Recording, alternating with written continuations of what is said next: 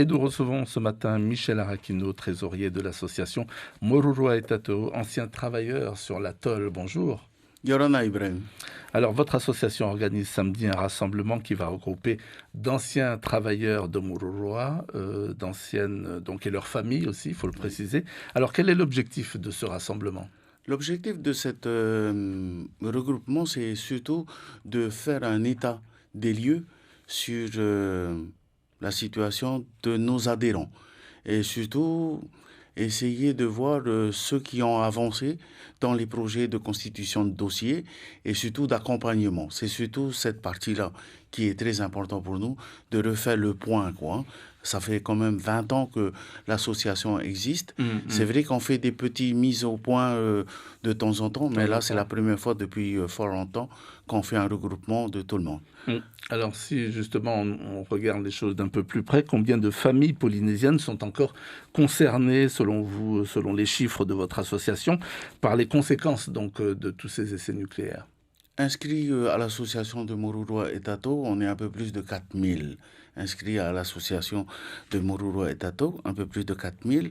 Mais les chiffres ont augmenté parce qu'aujourd'hui, Morurua et Tato s'est réparti sur tous les archipels et nous avons des retours. Aujourd'hui, à la date de ce matin, nous avons beaucoup de retours des îles et il faut compter à peu près 7000 adhérents à l'association de Moruro et Tato qui sont répertoriés. Il y en a de plus en plus. Oui, parce qu'aujourd'hui, on prend en compte les enfants. Et puis, comme les parents ils sont partis... Les ayants droit. Les ayants droit, les ayants droit. C'est surtout ça, les ayants droit. Et aujourd'hui, ce que veut faire Moruro et Tato, c'est l'état exact de nos adhérents et surtout les préparer, les conditionner sur les démarches que nous sommes en train de préparer pour qu'on soit accompagnés nous aussi. Alors, tout ça, les membres du gouvernement, son président en tête le savent. Édouard Fritsch, donc encore tout dernièrement, lors de son déplacement à Paris, a évoqué cette question du nucléaire et de ses conséquences au plus haut niveau de l'État. Une table ronde a été décidée. Alors, ce n'est pas là un geste fort dans la recherche justement de solutions? Si, c'est un geste très fort, mais le souci, l'idée que Moruro et Tato se fait par rapport au bureau, c'est qu'on nous a tellement raconté d'histoires, parce qu'aujourd'hui, ce regroupement qu'on est en train de faire, c'est pas par rapport à la table ronde. C'est tous les ans, le 2 juillet, nous faisons notre commémoration. Et cette année, nous allons mettre en avant la famille. Et c'est une sélection de familles qui viendront le 2 juillet témoigner en public. C'est eux qui vont prendre la parole pour raconter un peu leur histoire, où ils sont, qu'est-ce qu'ils deviennent et quelles sont les difficultés qui sont le leurs. C'est celle-là. Aujourd'hui, c'est vrai que cette table ronde arrive entre guillemets à un point nommé à cause du livre Toxique, hein. Mais ce que a sorti et publié Toxique, c'est vrai que c'est intéressant. Ça provoque, on va parler de surf, parce que chez nous, on pratique beaucoup de surf, provoque une vague. Et bien, sur cette vague, il faudrait que Moruro et Tato puissent la surfer avec des planches suffisamment porteurs. Voilà, je vais faire un jeu de mots, hein. Voilà. Et aujourd'hui, non, c'est une très bonne chose. Très bonne chose. Pour ma part. Là, je parle en mon nom, hein. Je ne peux pas parler au nom de l'association.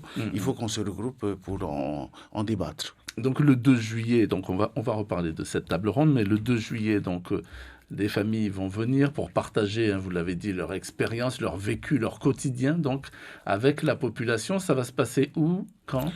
Et il y aura ce samedi, le 24 avril, à 8 heures, à la paroisse de Haroué, vers le tombeau du roi, hein.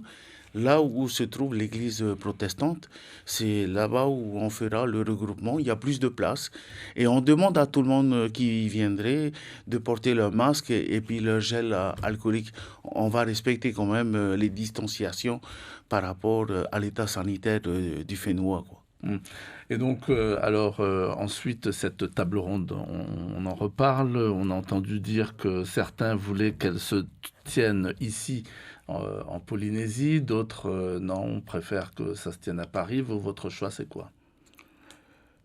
Mururu et Tato, on est encore en discussion. Mais le mien de choix, moi, Michel Araquino, ancien travailleur et qui œuvre depuis plus de 20 ans, je dirais qu'il faut qu'on se déplace. Qu'il faut qu'on se déplace pour quelle raison? La raison suivante, elle est que tous les acteurs concernés par ce projet, ils sont tous en France métropole. C'est à nous à y aller, de démontrer que on est encore de bonne foi, on est toujours à l'écoute pour construire quelque chose de durable Mhm. et on recherche surtout un vrai partenariat et un travail sincère. C'est celui-là. Et on pense que si on se déplace en France métropole, on fera un point fort aussi par rapport à notre démarche auprès de l'ONU. Voilà, l'ONU nous regardera avec un autre œil de ceux qui sont des rebelles, qui restent dans leur coin et qui ne veulent pas s'y atteler à la discussion et surtout aux échanges qui pourraient être enrichissants. Qu'est-ce qui doit justement, alors précisément, sortir de cette table ronde pour vous? L'état sanitaire, elle est importante. L'état sanitaire et l'état de l'environnement, surtout aussi l'état social. Depuis la cessation des activités du CEP, qui était le seul porteur d'emploi, Mm. ça fait un peu plus de 23 ans aujourd'hui, eh ben, nous constatons le manque de développement du pays et de l'emploi. Il serait intéressant que l'État nous accompagne à notre développement sur l'économie propre à nous, parce que nous avons de la matière première. Aujourd'hui, il nous faudrait faire le développement. Le président du pays a fixé des orientations sur 4 sujets que je le laisserai débattre. Mais pour nous, à Mururu et Tato, ce qui est important, c'est la reconnaissance réelle et l'accompagnement des dossiers qu'on a déjà mis en place. Et on n'aimerait pas que lors de cette discussion, que les dossiers des accompagnements, des indemnisations des victimes des essais nucléaires soient impliqués dans le débat. Vous ne voulez pas tout mélanger? Non, il ne faut pas mélanger. Aujourd'hui, s'il y a une table ronde à faire, c'est une autre discussion sur le développement économique et Mm. social de notre pays. D'accord. En- C'est une sorte de grande réparation que vous demandez. C'est Sauf que surtout ça. vous y mettez un contenu, donc il Ibrahim, faut. c'est une réparation qu'on demande, Ibrahim, et un accompagnement, un Mm. vrai accompagnement sur le développement économique et social de ce pays, parce que nous avons les moyens, comment dire, en patrimoine, mais nous n'avons pas suffisamment de moyens techniques et technologiques pour le développement. Mm. Et aujourd'hui, il faudrait l'accompagnement de l'État. On nous a fait rêver avec les Chinois. Aujourd'hui, je pense que c'est à l'État à se mettre au boulot et de mettre toutes ces choses en place qui permettraient aux deux parties de grandir. Il faudra mettre donc un contenu à ces demandes, ces réparations. Ça peut aller jusqu'où? Jusqu'à, par exemple, demander à l'État d'assurer, d'assumer, de couvrir, par exemple, la continuité territoriale, la desserte, je dis n'importe quoi, de toutes les îles. Je partirai simplement avec le constat réel des essais nucléaires. Les essais nucléaires ont été imposés à la Polynésie comme un projet politique. Aujourd'hui, ce qui biaise un petit peu le travail que fait l'association, c'est qu'aujourd'hui, on parle beaucoup de science. Les scientifiques se sont mêlés dans cette affaire. Mm. Moi, je dirais que c'est une décision politique. Aujourd'hui, nous connaissons le contrat qui a été fait pour les essais nucléaires sur Moruro et Fangataufa, c'est 100 ans. L'accompagnement de la Polynésie, je pense qu'il doit être signé avec un contrat de 100 ans pour aller vers son émancipation s'il veut. Ça veut dire que d'ici 100 ans, tout le monde sera au clair de l'avenir de la Polynésie. Alors, ce qui peut vous aider également dans les discussions, c'est que le débat, entre guillemets, est amorcé par le président du pays. Tout à fait, tout à fait. Ça, c'est important.